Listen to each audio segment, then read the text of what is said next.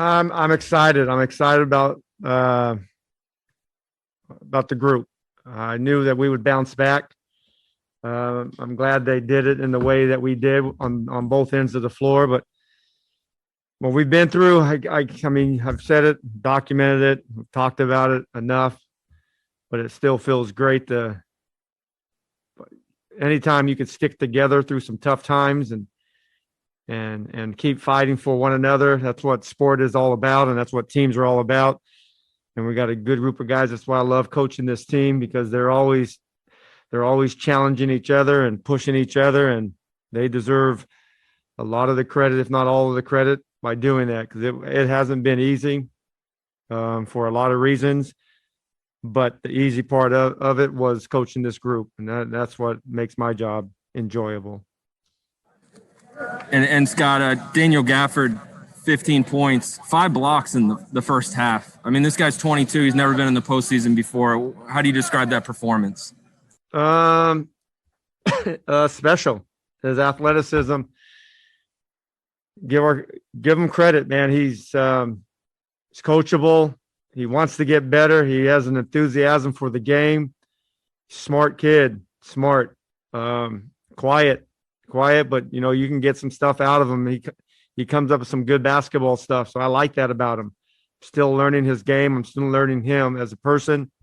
But from what I've seen the last couple of months, that's a big time pickup for Tommy and our group. But our guards love playing with them. But I thought, someone told me that Alex never been in the playoffs either. So that's great. Because I don't even know how many points and rebounds he ended up having, 4 and 7. But I thought his minutes were critical and like huge for our success tonight, because he was guarding a guy that's kind of had his way against us. And he made him earn every bucket, and he got him some foul trouble. And so I thought Alex did good. And then Roll comes in. The 3 centers, I mean, look what they did. They all chipped in. They all contribute. And they don't get a lot of credit. They deserve a lot of credit because they get our guards open, and our guards appreciate all 3 of them. Okay. Ava? Scott, you guys talked a lot about how Russ didn't get to celebrate his record-setting run in front of crowds, but the moment in the third quarter where he got everybody kind of on their feet, did it feel like postseason basketball? Did it feel like in that moment, like, oh yeah, this is a playoff game? Yeah, you know what's crazy? I was even thinking to myself when all that was taking place, it was such a cool moment. I've had such a lot of great moments with that young man, and I love the guy to death and love how he competes. But I was thinking of that, man, that had to be the loudest 5,000 fans in an arena that I've ever heard, because there's a lot of, there's 15,000 seats are empty, but it was loud, and they were so enthusiastical throughout the game, and to see Russell doing all those things, and they appreciate it. And Brad had a moment of this game. It's really an interesting game because about 8 or 9 of our guys had like really big time 6 or 7 minute spurts and won the game. And that's what a team is about. But Russell and Brad, it was, it's great having fans. I'm not complaining because we only have 5. It would be great if we can have more, but those fans got their money's worth, and I'm sure they appreciate the work that this team has done and put in, and hopefully we made them proud during this run. Now we got a chance to, play against one of the best teams in basketball, and we're excited about it. We know what we can do and what we're about. We're a much better team than we were in the first month of the season. We know that. Fred. Hey, Scott. Rui really fought through foul trouble the other night and just couldn't make as much of an impact because he just couldn't play that many minutes. How did you see that he kind of handled the last 48 hours after that game, and what did you make of the way he bounced back tonight? I like the fact that we all had an edge to us, and you can ask some of our coaches in our Zoom 2-hour meeting today. I had an edge to myself, and I wanted our staff to have an edge. We were disappointed that we played the way we played in Boston, not taking away anything in Boston. We had a lot of things that the foul trouble, whatever, it didn't matter. We still didn't play well. And everybody took charge of, ownership of that, and they wanted to come back better. And what's crazy is Russell didn't have a good game, and I've had so many text messages, man, what's wrong with Russell? I said, what's wrong with him? He's had 2 months of being like MVP numbers. He had a bad game. That's what's wrong. He's not superhuman. But Rui comes back the same way. He came back with an edge. He always has this serious approach, but you can just see that he wanted to play much better than the previous outing. And you guys now have a series to prepare for against Philadelphia. I know obviously you haven't started the actual preparation for that, but how do you view that matchup upcoming, especially against Embiid with the way he's played this year? He's one of the best bigs, and he's one of the best bigs in a long time. But hey, like I tell our guys, there's no reason to fear anybody you play against. You respect them, and you compete against them.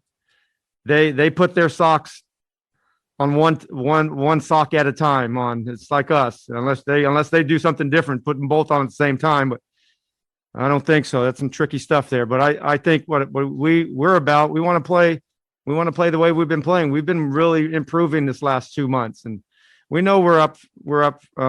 It's a big challenge. They're a good team. They got the best record in the East for a reason. But the game is about 48 minutes on the clock. It's not about the noise that teams or people will say about the game. I love the fact that everybody talks about playoff basketball because it's fun, it's exciting. This is what you play for. And we got players that never been in the playoffs, and it's a great opportunity for them. And then we got players that played big moments and big minutes in playoffs. So we know they're a good team, but we're a good team just as much as they are a good team.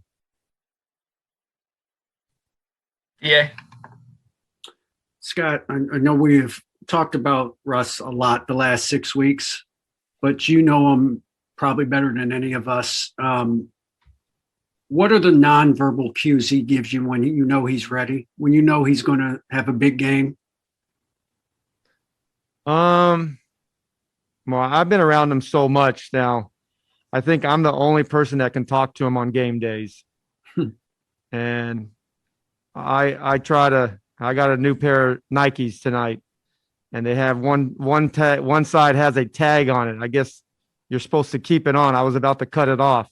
So I talked to my fashion consultant before the game. I said, Russ, I need your help here. And he looks at me, what do you need, coach? I said, I got a new pair of Nikes. Do I cut this little tag off? He said, no, you don't cut the tag off. That's what it's there for. I said, I don't have one on the right side. He says, no, you got it. It's only one. Just leave it alone. They look good. Are they comfortable? And I said, yeah, okay. So I knew I did that because I know I can talk to him, but Russell has an edge to him, guys. Mm-hmm. And I think the world should appreciate that. And because you're not going to see an athlete like this many generations that want to win every possession, that wants to play every night. And he gives you everything. He's just he's a hooper. And sometimes he's an angry hooper, but he's a hooper that just plays the right way and plays hard. But I knew he wanted to come back better. Yeah.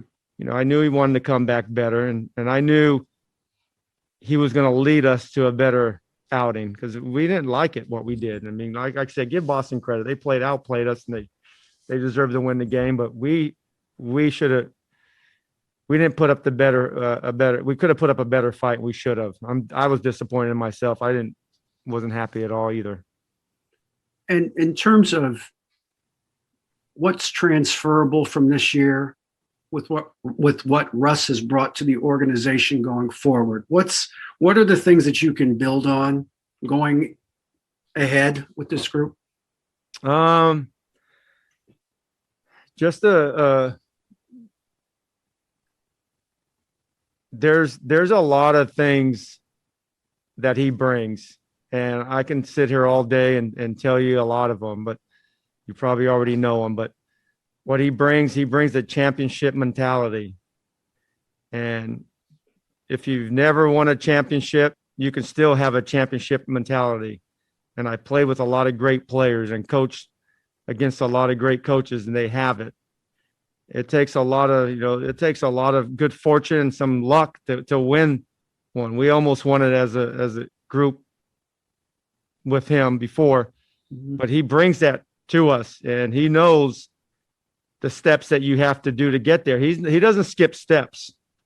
He doesn't skip steps. He prepares, and he's locked in. Like I've said many times, you go with 60, 70 minutes on the game clock, and you go walk through our locker room, and it's like, looks like he's watching the most serious documentary on the television, on the TV screen, but he's watching usually our last game against their opponent. He's so locked in, but he brings that professionalism, that excellence about doing your job every day, and don't make excuses. You play through everything within reason, but you always commit to the game, because the game could be taken away and you don't want to disappoint the game. And it's like, it's revered. And I think he brings that to our young guys. Some of our veteran guys, they've already have their foundation. We can tweak it, but the young guys, what he's going to bring to them, they're going to, in 10 years, they're going to be thankful that they had Russell, for the first, 4 or 5 years of their career. Scott Abraham.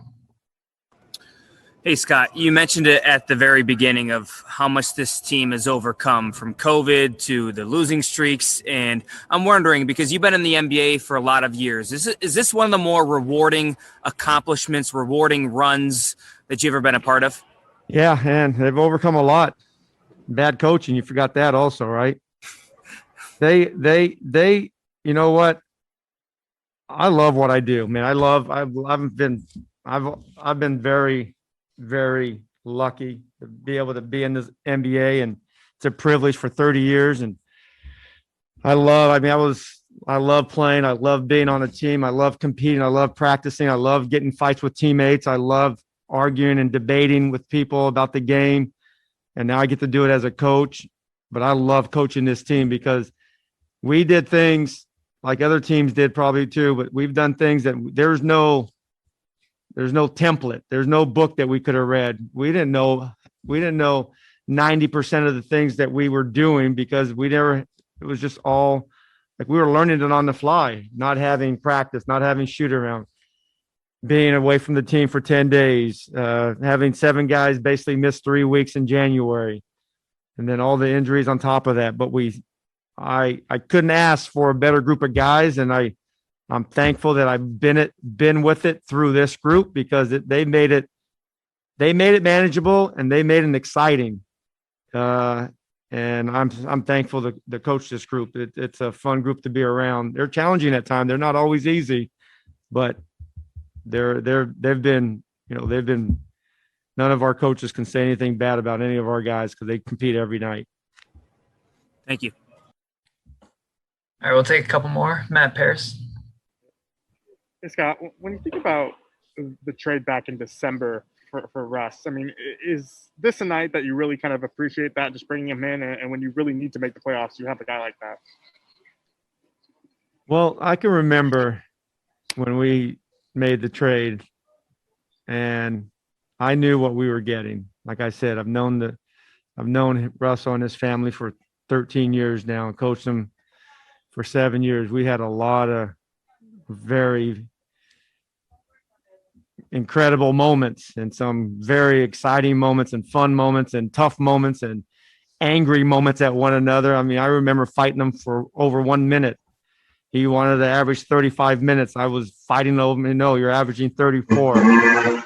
We fought for 20 minutes in my office over that. Like, very animated discussion, but I knew what we were getting. It's funny. There's another quick story about middle of the season after one of our losses.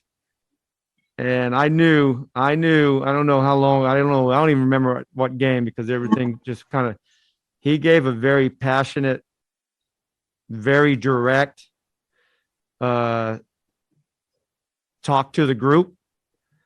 And he was like, I am not going through this season and not making the playoffs. And he, not that he predicted it, but he says, I'm not going to let this happen and not make the playoffs. We're going to step up and fight for one another. And he went on and on and on. And I'm just like, that's a special young man there. And that's a passionate, that's almost like, you guys better be ready for about what's about to take place. And it turned around. I don't know if it was that moment, but everybody jumped on, and it was a special. I know it was special for me to see him after all the things I've been through with him, the previous 7 years coaching him.